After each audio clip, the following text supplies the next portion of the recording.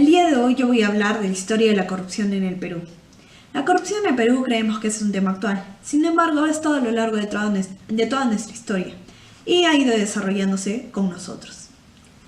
El día de hoy yo les voy a hablar acerca de sus orígenes y cómo se ha ido desarrollando. Según el historiador Daniel Parodi, el origen de la corrupción data del virreinato, en el cual la información que era enviada al rey se tardaba cerca de unos 4 meses en llegar. Esto era aprovechado por el virrey y sus funcionarios, los cuales podían pedir un pago extra que iba directo para sus bolsillos. El rey, al enterarse de esta situación, mandó hacer reformas en el siglo XVIII. Los criollos no podían acceder a cargos públicos por el hecho de ser criollos, pero sí podían adquirirlos. Esto era puesto en el monopolio por los españoles. Los siguientes gobernantes o la aristocracia que gobernaba nuestro país tampoco hizo la gran diferencia y menos una mejora.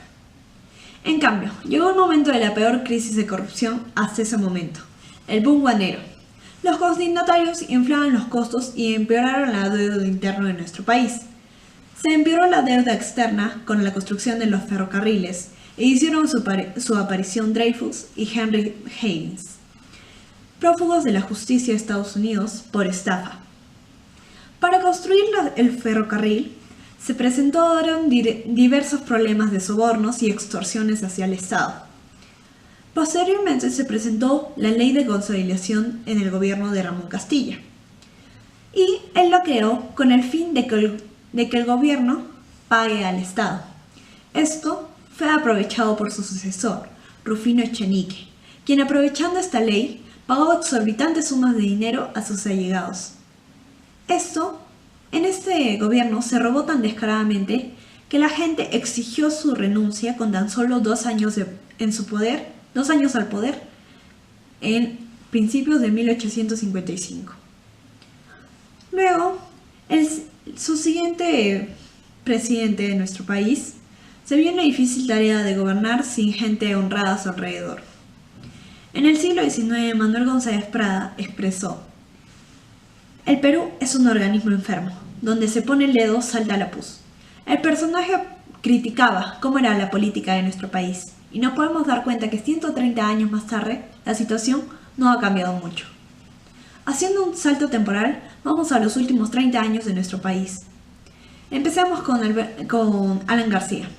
Alan García hizo políticas que comprendieron las tasas de interés y tipos de cambio subvalorados. Se dirigieron los créditos subsidiarios a sectores productivos y productos básicos fueron suministrados por empresas privadas y públicas. Esto causó una grave crisis y el alza de productos perjudicó a la población, los cuales tuvieron que ajustar sus presupuestos y sus ahorros de años en cuestión de días no valían nada. Su sucesor fue Alberto Fujimori, quien, por más de que sí estableció la economía de nuestro país y hubo un auge económico, el mandatario hizo un golpe de Estado y en este se hizo aparición la corrupción, ya que disolvió el Congreso y su asesor Vladimiro Montesinos era parte de esto. En el gobierno de Alberto Fujimori se dice que se trajeron las redes actuales de la corrupción en nuestro país, incluidos todos los estamentos del Estado involucrados en esto. Todos estaban involucrados: la Policía Nacional, el sector empresarial, las organizaciones públicas, los medios de comunicación eran sobornados para no transmitir esta información y obviamente los beneficiados eran los más allegados al régimen. Finalmente, la corrupción hizo caer este gobierno. En cuanto al costo que se estima que fue manipulado durante estos años, es de 2.38 billones. Y además de la corrupción presidencial, militar, sobornos, adquisiciones y pérdidas indirectas atribuidas al contrabando y al narcotráfico que se intensificaron en esta época. Llegando al 2001 toma el mando Alejandro Toledo, que lejos de ser un ejemplo de honestidad, fue involucrado en escándalos, desde falsificación de firmas para inscribir a su partido a las elecciones en las que ganó, sobornos para la obtención del cuarto tramo de la carretera interoceánica, involucrado con el caso Odebrecht por más de 30 millones de dólares. En el año 2006, Alan García vuelve a la presidencia y en su gobierno, por más de que fue estable económicamente, se presentaron también tráfico de influencias, coimas aceptadas y se involucró en la comisión Lavallato y con Odebrecht.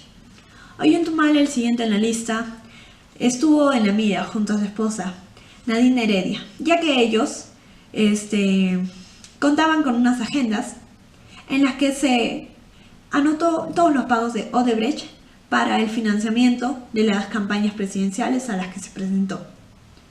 Martín Belaúnde del Ocio, también parte de este gobierno, se valió de su influencia en el Estado para beneficiar a una empresa para ganar obras estatales. Pedro Pablo Kuczynski es también el siguiente presidente, que estuvo tan solo 2 años en el poder. Se filtraron videos donde sobornaba a congresistas con el fin de que no lo destituyan. En marzo se filtró un documento en la Unidad de Inteligencia Financiera del Perú de Westfield Capital y First Capital a cuentas personales de PPK por más de 3 millones entre el año 2005 y 2017. Como podemos ver, la historia es casi la misma, pero con diferente protagonista.